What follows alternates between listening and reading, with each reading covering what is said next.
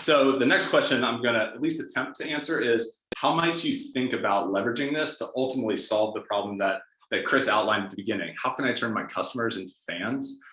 And the three approaches that we've seen and are speaking with brands about, one is you can experiment. This is what a lot of brands are doing today. They're experimenting and are reaching digital natives, reaching people that have already made the jump into Web3 with limited scale, scarce NFT-based memberships.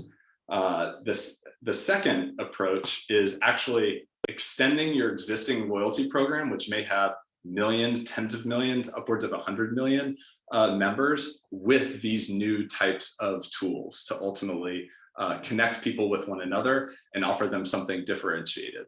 The final one is to offer a standalone Web3 powered loyalty program for your customers. And this is what we see a lot of Web3 native brands doing, as well as brands that have the ability to really jump straight to the endpoint and forego a traditional loyalty program. I'm going to provide a little bit more context. Somebody that's been making big moves in this space is Starbucks. They have a legendary Starbucks rewards program that I used this morning to get my Grande Blonde Roast. And they're a founder-led company, and they understand the power of what traditional loyalty has done for their business, and see Web3 and NFTs as an opportunity to continue differentiating and really tighten their hold on the digital native generation. So I'm gonna take a couple of minutes to provide a little bit more color on what they're doing.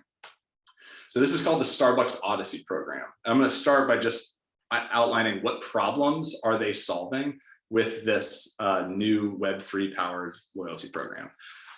So the number one is continuing to increase their brand equity, increase the amount of time and awareness and value that their brand is adding, and ultimately generating more emotional loyalty, like Chris mentioned.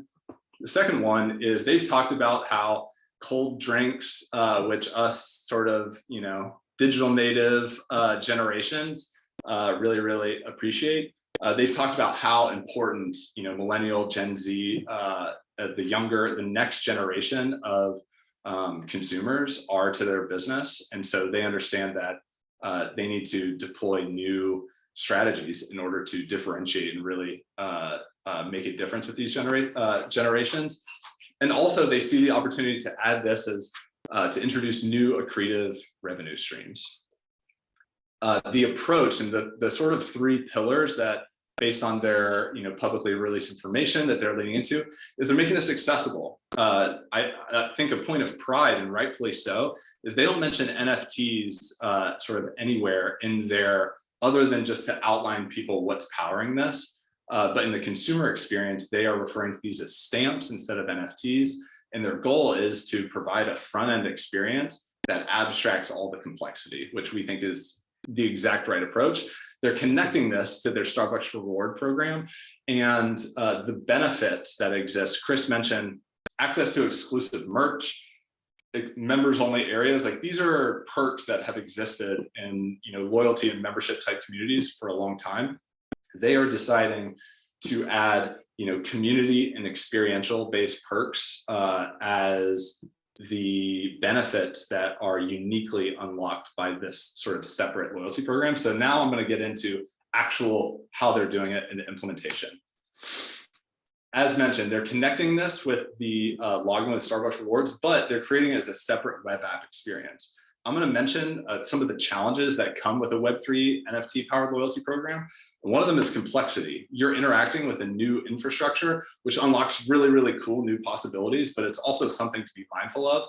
And so the fact that they are introducing this initially as a standalone web app experience, I think speaks to that challenge, especially a way to get this going fast and start iterating. I'm also going to talk about the distribution here. So traditionally, you look at 2021 and what has really been existing in the news with NFTs is people are selling NFTs. Chris showed you the $3.5 million for the Bored Ape Yacht Club NFT.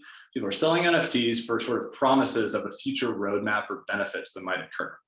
And so Starbucks understands that in order to reach their members, and really the opportunity for us as loyalty marketers to think about this in a new context is allowing people to earn NFTs in exchange for interacting with our brand in a myriad of different ways. It may be trying each of the new different espresso flavors. It may be completing a challenge where you're actually just engaging with the brand, a whole host of different ways. And so that's exactly what Starbucks is planning to do. And they're also going to reach and take advantage of in a positive way by providing a differentiated level of experiences to higher paying customers that may want to pay to have a exclusive limited edition badge and also get flown out to see the coffee roastery in Costa Rica. So they're differentiating, offering an accessible experience to all types of customers. And also these are tradable. So if you want to accelerate your loyalty, you can buy from others on a marketplace, which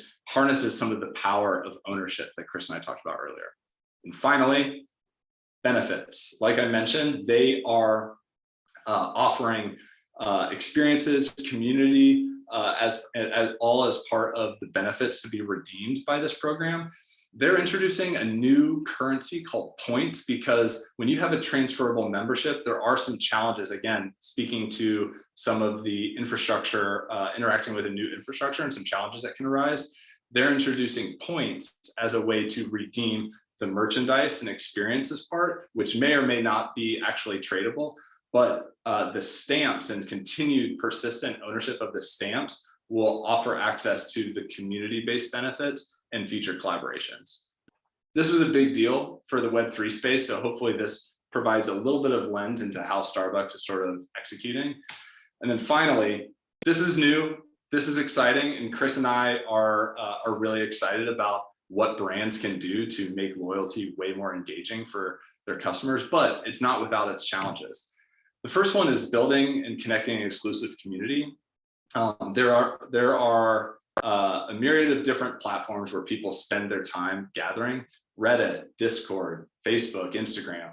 And so the idea of adding value to and connecting members with one another, frankly, in most loyalty programs hasn't been done yet. So this is still something that is new in the industry. And there are a number of different ways that people can approach this, one of which could be providing a light sort of forum-based opportunity where you can get people to vote on brand decisions and leave things to a community vote. That's a way to engage people without necessarily warranting as much ongoing investment as a group community chat.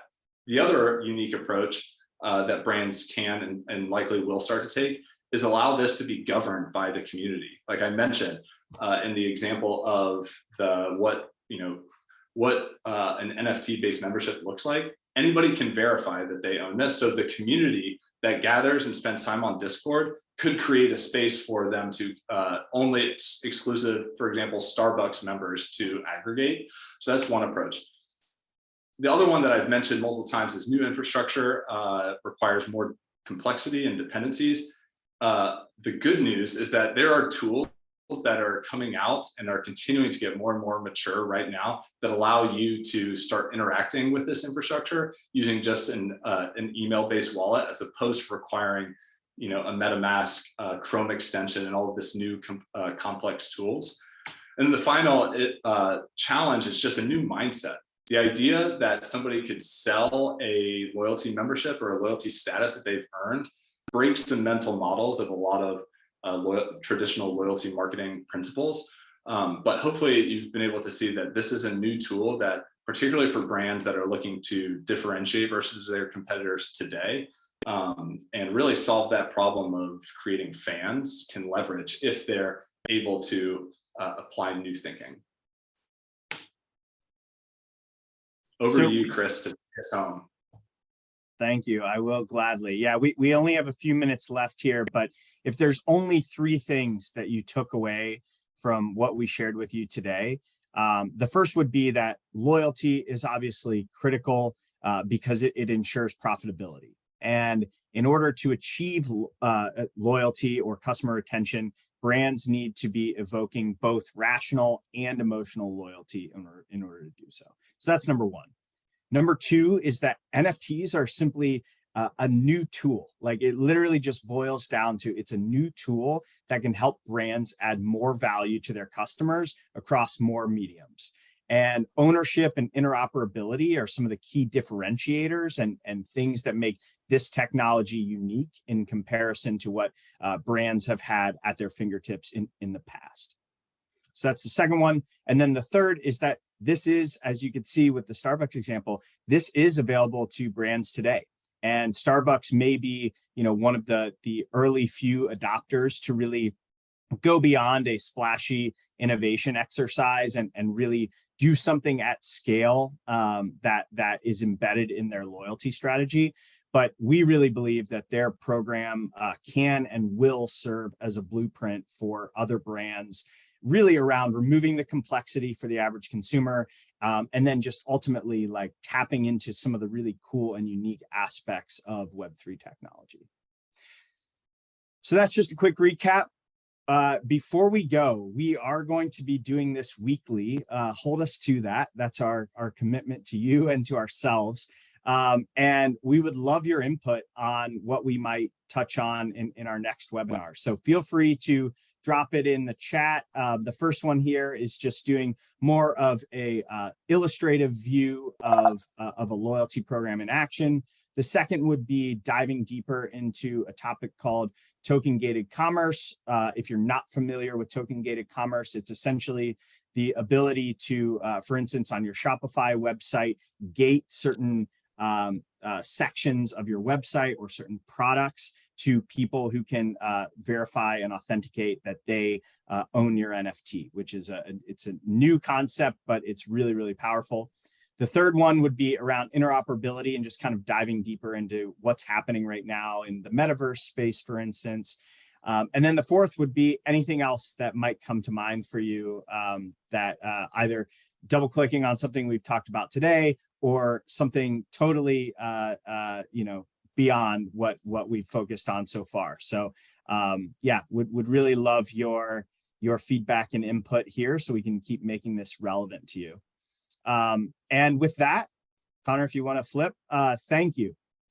We hope this was valuable. We hope this was useful and entertaining, and we'd love to keep in touch. So if you're interested in learning more about Flaunt and some of the software that we're building, or just anything that we talked about today, please do keep in touch, either through email or through any of the other places that you see here on the screen. We'll leave this up for just a second if you want to get your QR codes going there with your phone. But yeah, that's all we have for you.